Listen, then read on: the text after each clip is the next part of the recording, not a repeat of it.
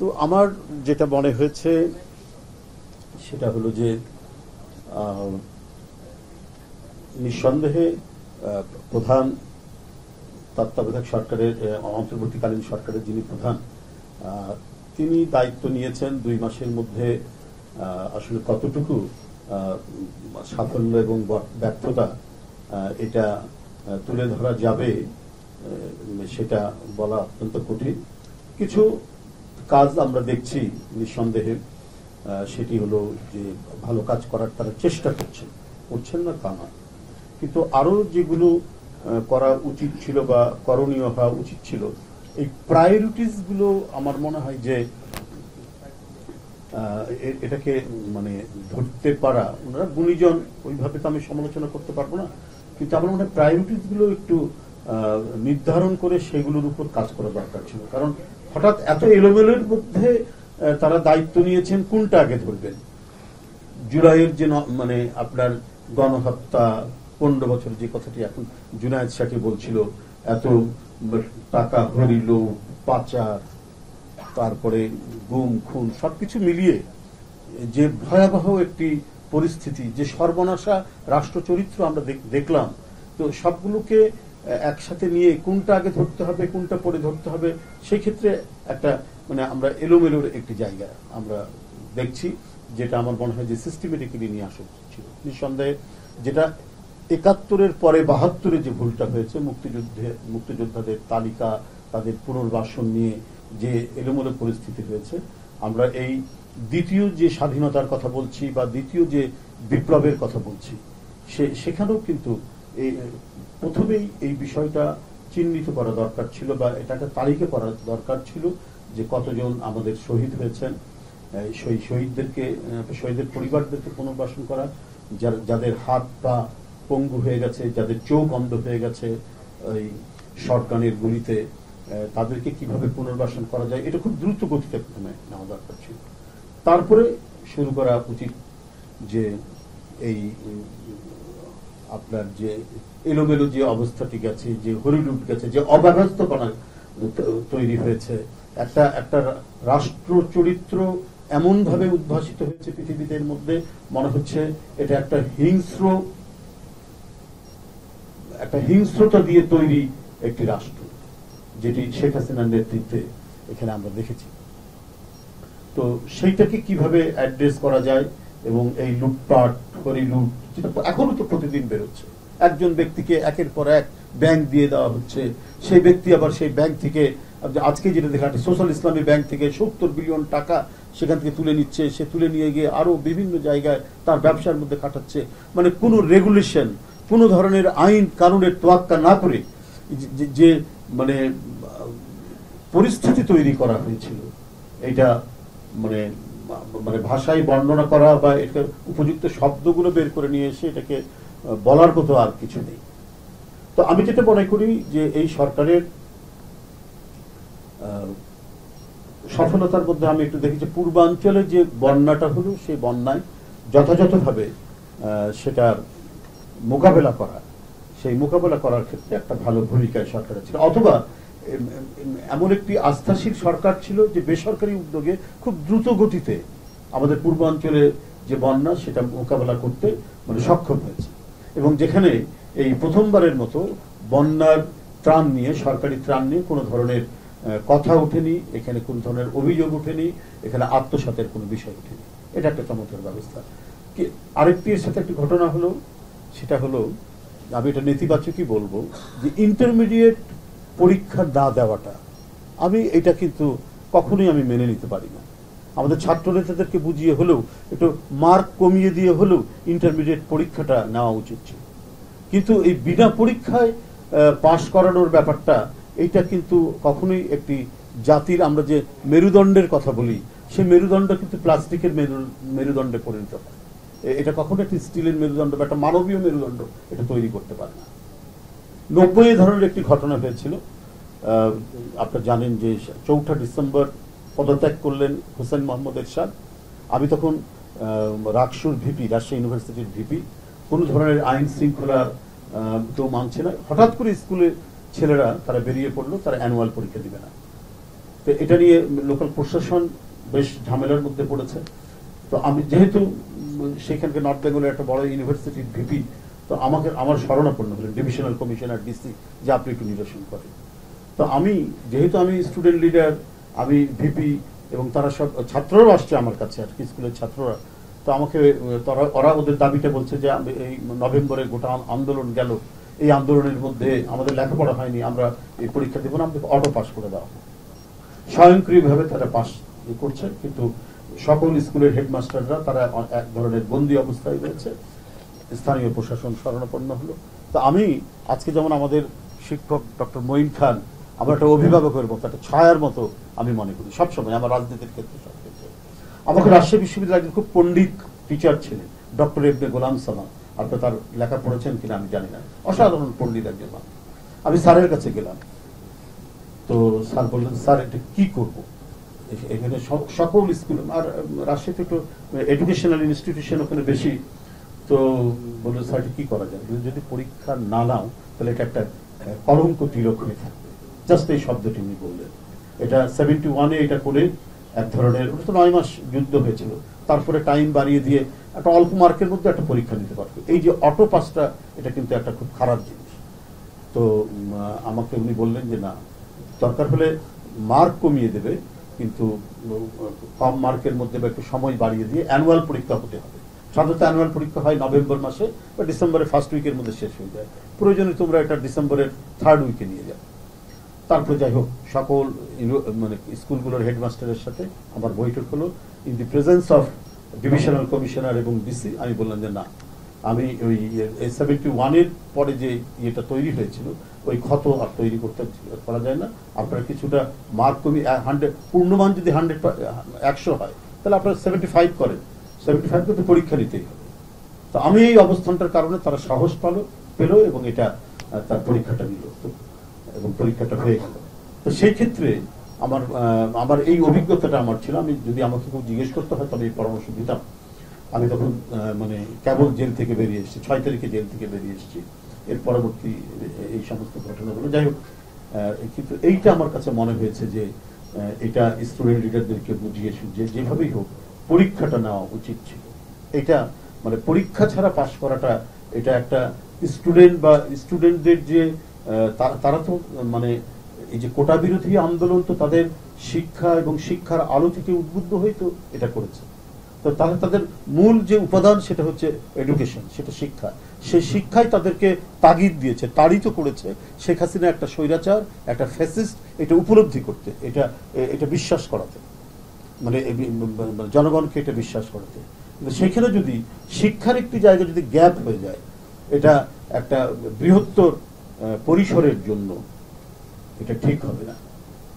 তো সেটা আমার মনে হয় একটা নেতিবাচক একটা বিষয় হয়ে থেকেছে।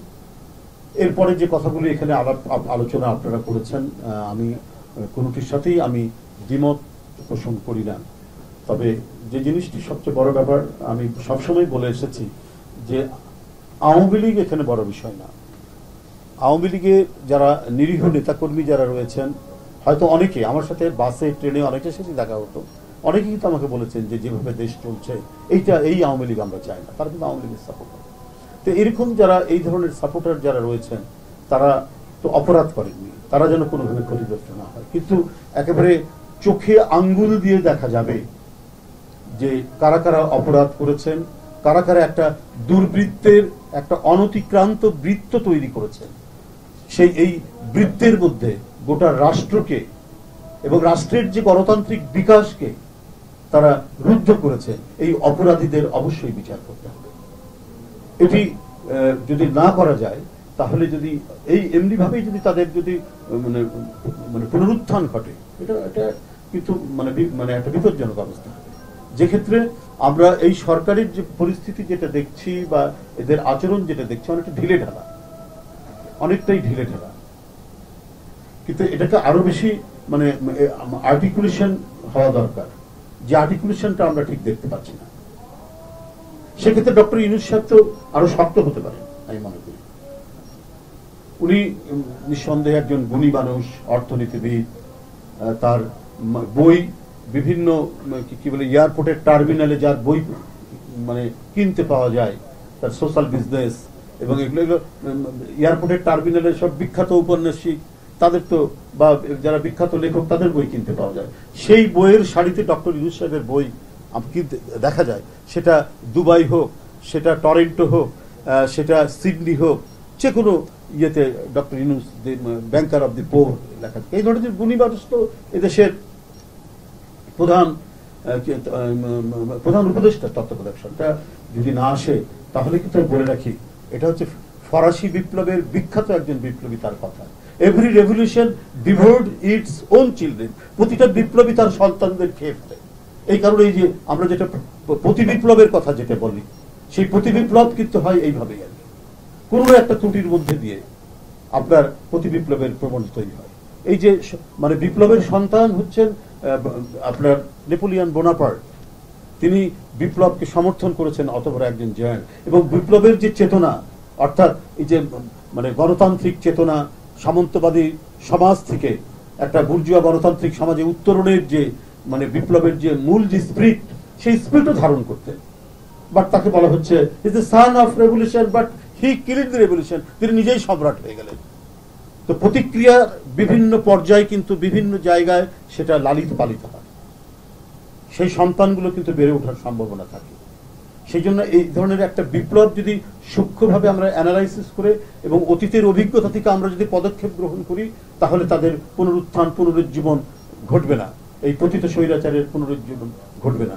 আপনার ফরাসি বিপ্লব স্টেবল হতে হতে প্রায় 100 বছর লেগেছে। মানে 1871 সালে বোনাপার্টের ভাতিজা যখন সার্বজনীন ভোটের ভিত্তিতে প্রথম প্রেসিডেন্ট হলেন, তখন বলা হয় যে স্থিতিশীলতার প্রথম ধাপ। কিন্তু বেসিক্যালি ফ্রেঞ্চ ডেমোক্রেসি এবং বিপ্লবের মূল ইয়েটা শুরু হয়েছে সেকেন্ড ওয়ার্ল্ড ওয়ার পর্যন্ত। জেনারেল দেগল ক্ষমতা আসার পর তাদের চূড়ান্ত কি বলে যে স্থিতিশীলতা আসলো। তো সুতরাং একটা বিপ্লবকে ঠিক মতো অ্যানালাইজ করে সঠিক পদক্ষেপগুলো না দিতে গেলে একে অপরের কিন্তু গিলোটানাইজ হব আমরা, আমাদের অনেকের কিন্তু গলা চলে যাবে যদি এটা দুর্বল এবং এই ধরনের ইয়ের মধ্যে থাকে আর কি, কি বলে যে এই ঢিলেঢালা পরিস্থিতির মধ্যে থাকে। কোন দিক দিয়ে যে এদের পুনরুজ্জীবন ঘটবে, কোন দিক দিয়ে যে মানে আপনার পরিস্থিতি কোন দিকে উল্টে যাবে। কারণ আমরা তো যে কথাগুলি এখানে আলোচনা করেছে, সেই কথাগুলি মধ্যে এই অত্যন্ত প্রচ্ছন্নভাবে এই কথাগুলি আছে। বিপ্লবের আমরা কি বলে যে ফ্যাসিবাদের যে নানা মাত্রাগুলো আমরা যেটা দেখেছি, তারা তো কেউ নিশ্চুপ বসে নেই।